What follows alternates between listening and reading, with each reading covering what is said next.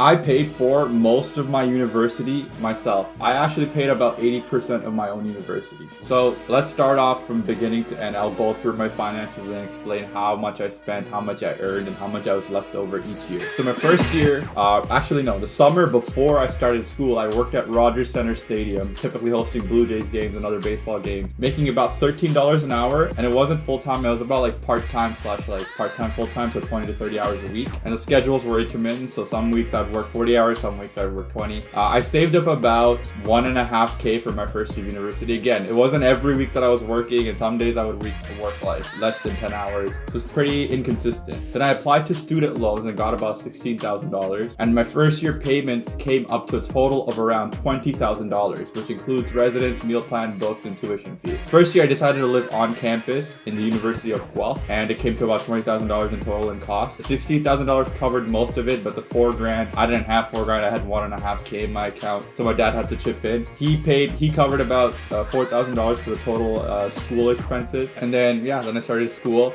and my meal plan ran out mid-second semester because I'd eat a lot, and I also used part of my meal plans to pay for some books. And I needed about $200 a week to support myself, so I burned through my personal savings, and I ended up like needing like another $1,000 in support from my dad. And I think my dad in total contributed that year somewhere around $5,000 to $6,000. I think that's like the total amount. Probably closer to 5, but let's say 6. Second year university, I worked at a call center the summer before and earned about $14 an hour. I worked full time for about 3.5 months, and I had somewhere around $8,000 to $10,000 saved up. I lived off campus, so residence ended up costing me somewhere around $450 a month. For I think the apartment was like a 3-bedroom apartment. There were 3 roommates, and my room was relatively small, and it didn't have a window, so it's technically illegal. So they gave me a really cheap deal, and mine was about $450 a month. They wanted the first and last month's rent up front in checks, and I didn't have checks at the time. I was like, again, I just started my life on my own, being independent. My dad wrote a check for $900 to cover the first and last month's rent, and I covered the rest of the year's rent with my personal money. And then my student loans this year came out to be less because I wasn't living on campus, and I was living off campus, so they don't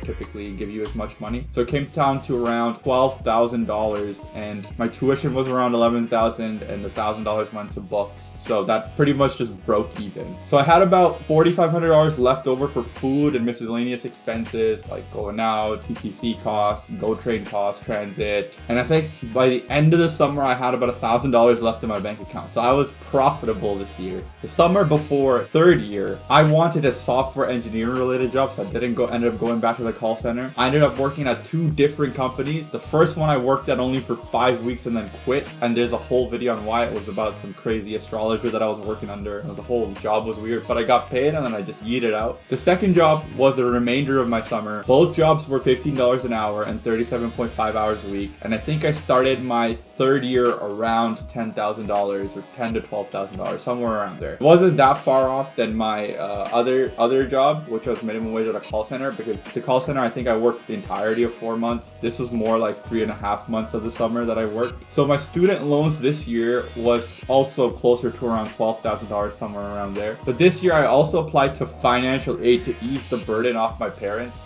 which got me another $5,000 to $6,000 in grants. I didn't know about this. Honestly, if I knew about this first or second year, I would have applied then. We ended up changing housing, which caused rent to go up to $600 a month, so we got a bigger place. And I paid my own deposits this time around because I had checks. So yeah, and then with loans, grants, and income, I had around $30,000 in total in cash. Rent took about $2.2K. The books and tuition cost about $12,000 to $13,000, so let's say $20,000 flat. And I had about $10,000 for food and miscellaneous expenses. This time around, I had a lot more cushion built into my savings. So I had about $10,000 to last me the entirety of 8 months. And yeah, I ended the year with probably around $5,000 to $6,000 in my account. I was a pretty frugal spender. I didn't go out and party every night. I didn't do all that stuff. So relatively speaking, like my expenses stayed the same year through year. And yeah, this time I had like quite a bit of money left over. So I started the summer before my final year. I actually managed to land a really good job, a really good internship at my last boss's other company. So the last company that I worked for, the boss was actually an investor in a few other companies, and another one of his companies ended up hiring me. The pay was around $22 an hour and full time. So this is amazing, consistent work for the entirety of the summer, and $22 an hour. And then I started the year with probably around like $15,000 to 20K. The reason I have a 5K gap is like, I don't know how much of the 5K that I had previous year left over. I don't know how much of that I spent. So it's probably around somewhere between 15 to 20K. Let's say like 18K, I don't know. I also submitted an essay for a computer science grant this year, which landed me a $5,000 bursary. And student loans got me around $12,000 again. And financial aid was lower this year because I got my bursary. So it was around $2,000 to $3,000, somewhere around there. So I started the year actually close to like almost 40 grand. So 35 to 40 grand, somewhere in between there. Rent remained about the same. We